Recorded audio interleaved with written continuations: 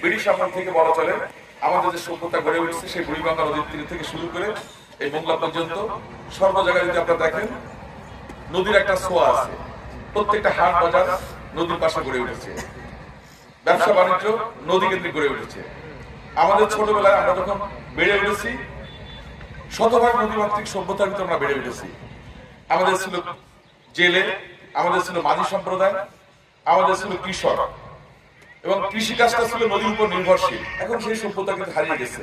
আমরা নদীকে শাসন করতে চাচ্ছি, আমাদের মতো করে আমরা নদীকে নিপীড়ন করছি, দূষণ করছি এবং সর্বত্র পরিবেশ বিরোধী যে কাজকর্ম সেগুলোতে আমরা বেশি করে কাজ করে যাচ্ছি। এখান থেকে আমাদের সরে আসতে হবে। সুন্দরবন এবং নদী অঙ্গাঙ্গিভাবে জড়িত।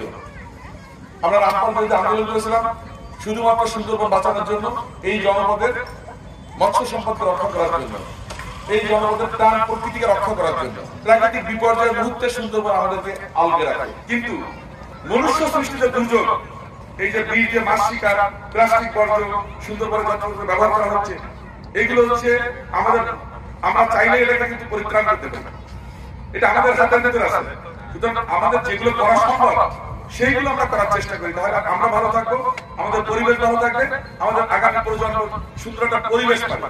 কয়লা পরিবহন করা হয়, এই পশ্চিম নদীতে তেলের জাহাজ চলবে, এই পশ্চিম নদীতে কয়লার জাহাজ চলবে, পশ্চিম নদীতে শিল্প দূষণ হয়, পশ্চিম নদীতে প্লাস্টিক পলিথিন আমরা ফেলি।